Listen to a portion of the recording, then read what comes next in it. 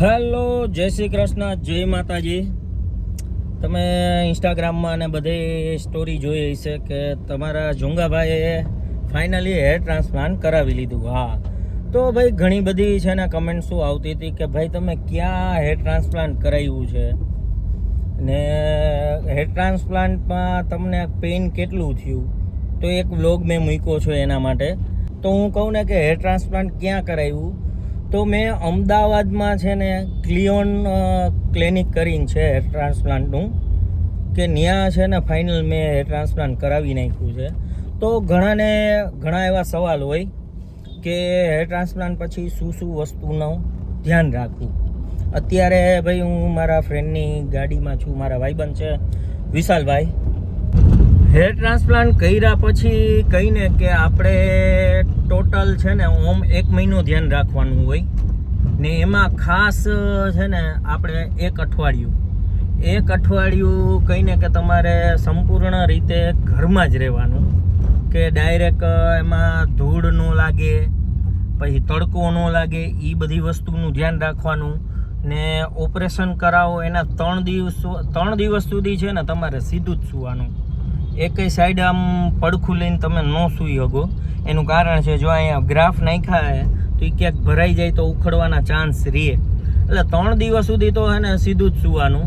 એ એક દી એવું તમને લાગે, પણ એક દી વહી જાય ને એટલે તમને આદતે પડી જાય. 3 જ દીની વાર હોય. પછી અઠવાડિયા સુધી તમારે કંઈ ને કંઈ ઘરે રહેવાનું. ને બાથરૂમ જાઓ કે બહાર જાઓ ને ત્યારે છે ને આ કેપ પહેરી લેવાની. ને પછીના દિવસે અઠવાડિયા પછી છે ને તમારે છે ને આ છે ને હેડ વોશ કરવાનું છે, કે હેડ વોશ ક્લિનિકે થાય. હું અત્યારે રાજકોટ રહું છું. હેર ટ્રાન્સપ્લાન્ટ મેં અમદાવાદ કરાવ્યું છે, એટલે એવું જરૂરી નથી કે તમે ક્લિનિકે સ્પેશિયલ ધક્કો ખાવ તો તમે હાથે હેડ વોશ કરી શકો. એના ઉપર હું હજી એક વિડીયો બનાવીશ. આજે કહું ને કે હેર ટ્રાન્સપ્લાન્ટનો 3જો દિવસ છે. તો પાછળ તમે જોઈ શકો, પાછળ છે ને ગ્રાફ કાઢ્યા, એ આગળ પ્લાન કરેલા છે. તો આજે છે ને આ જે પાટો બાંધેલો છે, હા, એ આજે છે ને ખોલાવા જાઉં છું. અને એ આપણે જાતે ખોલાવી શકી, જાતે આપણે એ રિમૂવ કરી શકી. પણ આજે કહીને કે વિશાલભાઈ મારા ફ્રેન્ડ ફ્રી હતા ને મેં કીધું કે આટલા આપણે હેરાન થયા તો એક સારા ડૉક્ટર પાસે સ્કિનના હોય એની પાસે જાય. એટલે ત્યાંથી મને ક્લિયોનમાંથી કીધું તું તમે આ બેન્ડેજ તમારી જાતે રિમૂવ કરી શકો, એમાં કાંઈ એવી મોટી વાત નથી. હા, તો બસ હવે આ બેન્ડેજ રિમૂવ કરીશ ને અઠવાડિયા 10 દિવસની લોકો છે ને પેન કિલર પછી એન્ટીબાયોટિક દવા આપે કે જેથી ઇન્ફેક્શન ને એવું તમારે ન થાય.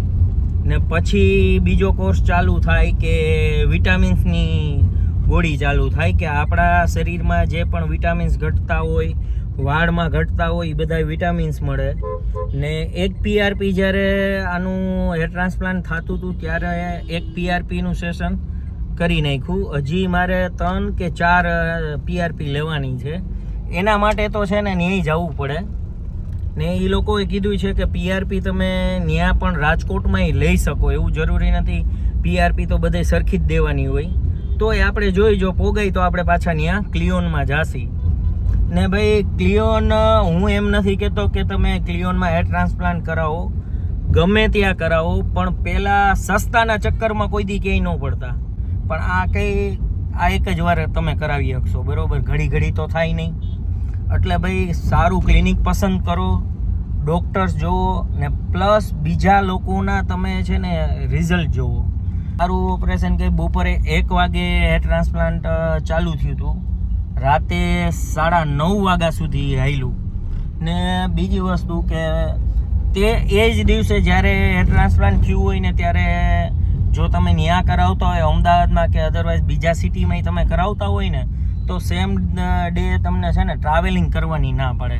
એટલે મેં એવી રીતે કર્યું હતું કે રાતે અમે જેવા 9:30 ફ્રી થયા ને, એટલે હું ને મારો એક ફ્રેન્ડ હતા નીરવ ને તો અમે ત્યાં ક્લિનિકની બાજુમાં જ છે ને એક હોટલ બુક કરાવી લીધી. હા, અને બીજી વસ્તુ, 1 મહિના સુધી તમને કહીને કે તમારે શરીરમાં ગરમી થાય ને એવી એકેય વસ્તુ કરવાની નહીં. એટલે એક્સરસાઇઝ છે, સ્વિમિંગ છે, પછી તમે હાલવાનું, કાંઈ પણ સંપૂર્ણ આરામ કરવાનો છે, જેથી અહીંયા ગરમી ન થાય આપણને. ને આમ ખેંચાય નહીં. એ બધી વસ્તુનું ખાલી 1 મહિનો ધ્યાન રાખવાનું. ને ખાવામાં 1 મહિના સુધી કહીને કે લીંબુવાળું નહીં, ખાટું નહીં, છાશ નહીં, દહીં નહીં, ખાલી 1 મહિના સુધી. પછી તમે ખાઈ શકો. તીખું નહીં ખાવાનું એટલું બધું. શું કામ કે એનું કારણ છે, જો મને છે ને અહીંયા ક્યાંય સોજો નથી આવ્યો કે બધી વસ્તુનું પ્રોપર અત્યારે ધ્યાન રાખું છું કે મને રિઝલ્ટ સારું મળે. આખું ધ્યાન છે ને પહેલાં તો 3 દિવસ, પછીના 3 દિવસ પછી ટોટલ 8-10 દિવસ, 10 દિવસ પછી 8-10 દિવસ પછી તમે બહાર નીકળી શકો. એવું નહીં કે આવું ઘરમાં ને ઘરમાં રહેવાનું. 10 દિવસ સુધી તમે 10 દિવસ પછી તમે બહાર નીકળી શકો. પછી ઓલી આપણી જે કેપ આવે ને એ પહેરી લેવાની. એ મહિનો દી કેપ પહેરીને જવાનું. ડાયરેક્ટ સૂર્યપ્રકાશ હે ને સનલાઇટ માથા ઉપર ન પડે એ એક ધ્યાન રાખવાનું. ગમે ત્યાં તમારે માનો જવું છે તો તમે જઈ શકો. ને ગાડી તમે હલાવો બાઇક બરોબર તો 30-40ની સ્પીડે તમે બાઇક હલાવીને જઈ શકો. ને હા, બાકી જો તમે કારમાં છો અત્યારે તો મેં આ કાઢી નથી, બાકી તો હું કાઢીને તમને હમણાં બતાવું. તો અત્યારે તમે જોઈ શકો મેં ઓલી કેપ કાઢી નાખી છે. ગ્રાફની કન્ડિશન આવી છે. ખાલી સોજો નોર્મલ આ પટ્ટી એના માટે મારેલી છે કે અહીંથી સોજો નીચે ના ઉતરે. તમે કારમાં બેસીને તમે નીકળી શકો. કારમાં બેસો ત્યારે તમે આ કેપ ન પહેરો તોય હાલે. ઘરમાં તમે હો ત્યારે આ કેપ કાઢી નાખવાની. 24 કલાક કેપ પહેરવાની નથી. હા, ખાલી તમે ટોયલેટ જાઓ, બાથરૂમ જાઓ ને ત્યારે શું કે ભાઈ ઇન્ફેક્શન ન લાગે એના માટે આ કેપ પહેરવાની બરોબર. ને પછી એક આમાં છે ને સ્પ્રે આપ્યો છે. એ સ્પ્રે છે ને તમારે કલાકે છે ને સ્પ્રે કરવાનો. આવી રીતે 3 ફુવારા આમ કલાકે મારવાના. એ આખો દી જ મારવાના. પછી તમે રાતે સૂઈ જાઓ. રાતે એકવાર આ સ્પ્રે કરીને 3 વાર આમ સૂઈ જાઓ. પછી રાતે પછી નીંદરમાં જાગીને આ સ્પ્રે કરવાની જરૂર નથી. પછી ડાયરેક્ટ બીજા જ દિવસે તમે કરી શકો. ને ટાઈમે એ બધી જે પેઇન કિલર છે, એન્ટીબાયોટિક છે, એ દવા બધી પી લેવાની. હજી મારે વિટામિન્સની ને એ બધી દવા બાકી છે.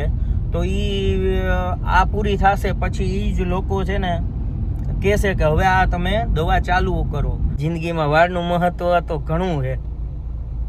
જેને ગયા હોય ને એને ખબર હોય કે વાળનું મહત્વ કેટલું હોય. એટલે બધું એના જેવું છે. તો અત્યારે પાછળ તમે અહીંયા જોઈ શકો બેન્ડેજ મારી છે કે અહીંથી ગ્રાફ અહીંયા પ્લાન્ટ કર્યા છે એટલે એ બેન્ડેજ મારે. તો અત્યારે હું ક્લિનિકે જાઉં છું બીજા રાજકોટમાં. ત્યાં હું બતાવીશ કેવી રીતે એ રિમૂવ કરે છે. ડોનાર એરિયામાંથી જે ગ્રાફ કાઢે ને એટલે એના માટે આ બેન્ડેજ નાખવાની છે. પછી આપણે આપણા મિત્ર છે દર્શનભાઈ સુરાણી તેના ક્લિનિકે વહી ગયા. તો ભાઈ દર્શનભાઈ ધીરે ધીરે છે ને આપણી બેન્ડેજ રિમૂવ કરી. ડોનાર એરિયામાંથી આપણા છે ને ગ્રાફ ઉપાડ્યા હોય ને એટલે થોડું ઘણું બ્લડ ત્યાં રહી ગયું હોય ને ઉપરથી આપણે 2-3 દિવસ સુધી આ બેન્ડેજ રહી હોય એના હિસાબે થોડુંક ત્યાં બ્લડ જામી ગયું હોય. આ સ્પ્રેથી અને પછી કોટનથી છે ને ભાઈ આ બ્લડ સાફ કરવાનું હોય. જામી ગયેલું બ્લડ સાફ કરવાનું હોય. આજે તો સુરાણીભાઈ આપણને સાફ કરી દીધું, પણ બાકીના પછીના દિવસે આ વસ્તુ મારે જાતે જ કરવાની રહે. તમે ખુદ તમારી ઘરે જાતે કરી શકો. જો પડખે સ્કિનને લગતું કે કાંઈ પણ ક્લિનિક હોય તો ત્યાં જાય તો વધુ સારું. ને જોઈ લો આ ફાઇનલી પાછળ સારી રીતે રિકવરી આવી ગઈ છે, કાંઈ વાંધો નથી. હેર ટ્રાન્સપ્લાન્ટ કરાવ્યું તે ક્લિનિકમાંથી છે ને મને એન્ટીબાયોટિક એક ટ્યુબ આપી હતી. તે મારે કાયમી આ રીતે સવાર સાંજ આ જે રીતે દર્શનભાઈ લગાડે છે ક્રીમ એ જ રીતે એ છે ને પાછળના ડોનર એરિયામાં આપણે એપ્લાય આંગળીથી કરવાની છે. આમ ઉપરથી સ્ટાર્ટ કરવાનું નીચે સુધી, નીચેથી આમ સ્ટાર્ટ નથી કરવાનું. હળવા હાથેથી છે ને ટ્યુબ એપ્લાય કરવાની છે કે સવારને સાંજ, જેથી છે ને પાછલો એરિયો 3 દિવસ પછી ઓપન થયો છે એટલે ત્યાં છે ને કાંઈ પણ પ્રકારનું આપણને ઇન્ફેક્શન ના થાય.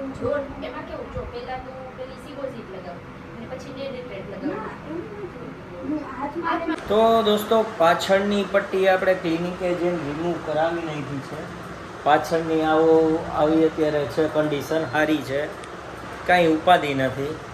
તો આજે વ્લોગ એના જ માટે બનાવ્યો કે ભાઈ શું શું વસ્તુની પરેજી કરવી, શું શું નહીં.